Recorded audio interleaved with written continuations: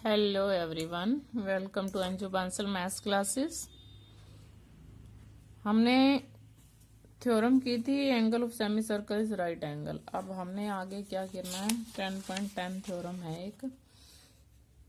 In a line segment joining two points subtend equal angle in any if होगा, ये if था ये equal angles at two other points lying on the same side of the lines containing the line segment। देखो ये A B एक line segment है, ये इस पॉइंट सी पर और डी पर इक्वल एंगल्स बनाती है, ये गिवन है। और आपको प्रूव करना है 4 points lie on the circle if they, या ये कॉन्साइक्लिक है, जो एक ही सर्कल पे लाई करते हैं उनको कॉन्साइक्लिक भी बोलते हैं। अब हमें क्या करना है, A B is a line segment and C and D are the 2 points lying on the same side of the A B के सेम साइड पर ही है, अपोजिट साइड पे नहीं है। Such that A C B और A D B equal given है। अब हमें प्रूव करना है कि ये चारों points A B C D एक ही सर्कल पे लाई करते हैं। कॉन्ट्राडिक्शन मेथड से करेंगे, हमें जो प्रूव करना है उसी को हम मान लेंगे कि नहीं करते। मान लेते हैं एक सर्कल ड्रॉ किया हमने, जो ए बी सी में से तो होके जा रहा है बट डी में से होके नहीं जा रहा। Suppose it does not pass through D, then the circle will intersect A D at any point on the circle. अब जब डी, या तो डी कहाँ होगा, सर्कल के बाहर होगा, या तो डी कहाँ होगा, सर्कल के अंदर भी हो सकता है, यहाँ भी डी हो सकता है। एक और फिगर अगर हम बनाए तो इसमें 2 फिगर्स बन जाती हैं, तो डी कहाँ होगा, या तो यहाँ होगा या तो यहाँ होगा, अगर यहाँ लाई नहीं करता तो। अब हमें प्रूव करना है कि ये जो है यहाँ लाई करता है सर्कल के ऊपर।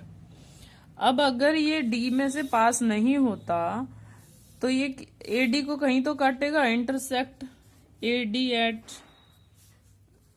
एनी अदर पॉइंट, किसी पॉइंट पे तो काटेगा। Let it be, let it is E. तो ये सर्कल को ई पे कट कर रहा है, एडी को ये ई पे कट कर रहा है, जो सर्कल पे लाई करता है।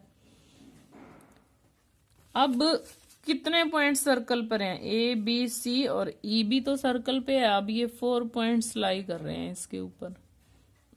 अब आप देखो गिवन क्या है, गिवन तो है कि ए सी बी और ए डी भी इक्वल है, बट ये एंगल भी बना है और ये एंगल भी बना है। अब आप ये वाला एंगल भी देखो, जो ये वाला एंगल बन रहा है, ये भी तो इक्वल हुआ। बट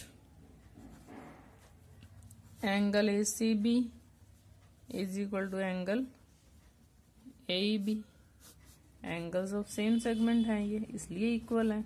अभी हमने प्रूव किया था कि सेम सेगमेंट के एंगल्स इक्वल होते हैं, ठीक है। तो फ्रॉम 1 एंड 2 इससे दोनों एंगल ए सी बी के इक्वल हैं, therefore angle A D B और एंगल ए ई बी दोनों इक्वल हुए। और ये कब पॉसिबल हो सकता है, ये कब पॉसिबल हो सकता है, it is possible only when E coincides with D, with D का मतलब है D के ऊपर ही आ जाए, E D के ऊपर आ जाए, D E के ऊपर आ जाए, तभी ये पॉसिबल हो सकता है। ऐसे तो पॉसिबल हो नहीं सकता, क्योंकि देखो ये एंगल बाहर है और ये एंगल अंदर है, तो एक एंगल इनमें से कोई भी स्मॉलर है, एक लार्जर है। बट अगर डी और ई सेम पॉइंट बन जाए यहाँ पे, तब ये पॉसिबल हो सकता है कि दोनों इक्वल हो जाए। तो इट मीन्स क्या है, इट मीन्स है D also lies on the circle passing through A B and C, passing through A B and C, जो ए बी सी में से होकर सर्कल जा रहा है, इट मीन्स वो सर्कल डी में से भी होकर जा रहा है, ठीक है।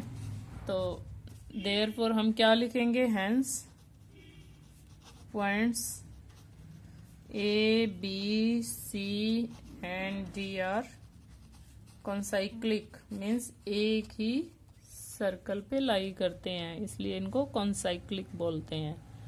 ठीक है, क्या किया हमने? कॉन्ट्राडिक्शन मेथड किसको बोलते हैं? जो चीज हमें प्रूव कर रहे हैं वही मान लेते हैं कि ऐसा नहीं है, और फिर हम प्रूव कर देते हैं कि ऐसा ही है।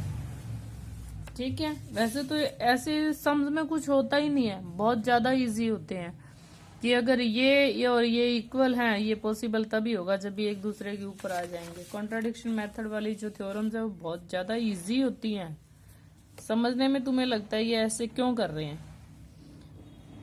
अब है theorem number 10.11, the sum of either pair of opposite angles of cyclic quadrilateral. देखो इसका बहुत ज्यादा यूज होगा एक्सरसाइज के सम्स में कि अपोजिट एंगल्स का सम साइक्लिक क्वाड्रिलेटरल में। साइक्लिक क्वाड्रिलेटरल का मतलब है जिसके चारों पॉइंट सर्कल के ऊपर हैं, उसके अपोजिट एंगल्स का सम 180 होता है। 10th में भी यूज होगा ये, तो हमेशा याद रखना है। इस थ्योरम का इतना ज्यादा यूज है ही नहीं, बस ये तो यही है कि चारों पॉइंट लाई करते हैं पॉइंट्स, और इसका यूज है बहुत ज्यादा। 10th में भी याद रखना है कि साइक्लिक क्वाड्रिलेटरल के अपोजिट एंगल्स का सम 180 होता है, मीन्स ए प्लस सी का सम 180 है और बी प्लस डी का सम 180 है।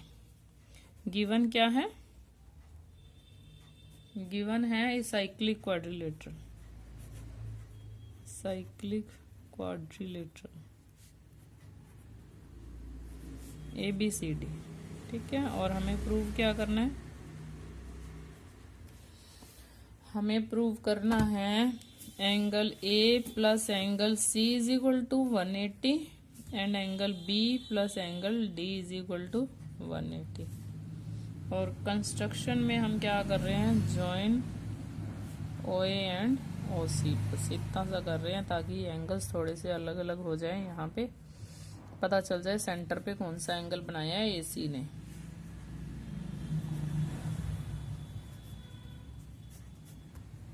अब आर्क एबीसी को देखो आप, इस आर्क को, इस आर्क ने सेंटर पे ये एंगल बनाया है और ये एंगल रिमेनिंग पार्ट पे बनाया है।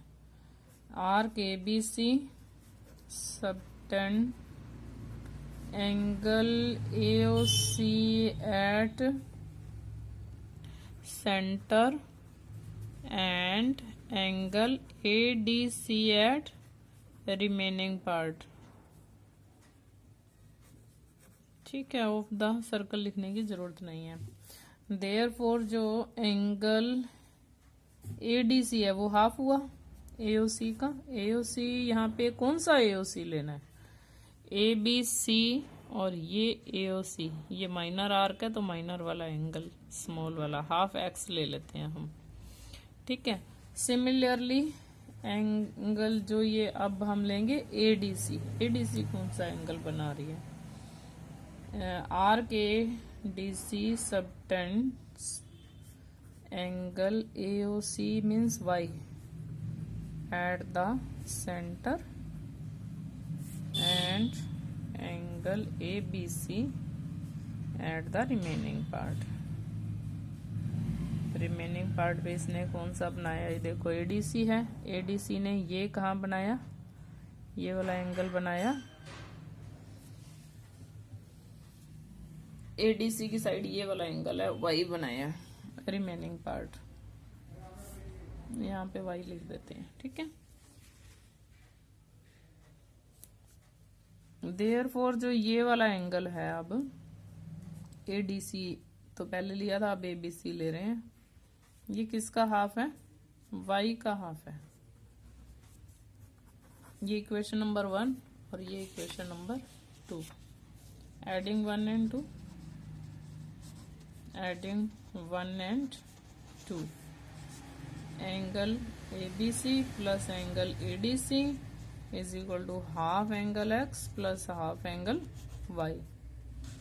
देखो X और Y को मिला के क्या बन रहा है? 360। पूरा एंगल कितने का होता है सेंटर पे? 360 का। हाफ द एंगल ऑफ 360 तो 180। ABC और ADC एंगल B और D का सम कितना आ गया? 180। तो सिमिलरली में आगे हम लिख सकते हैं similarly angle A plus angle C is equal to 180 hence prove. इसी तरह से हम ए और सी को भी प्रूव कर सकते हैं। ठीक है, क्या किया, इजी है बिल्कुल।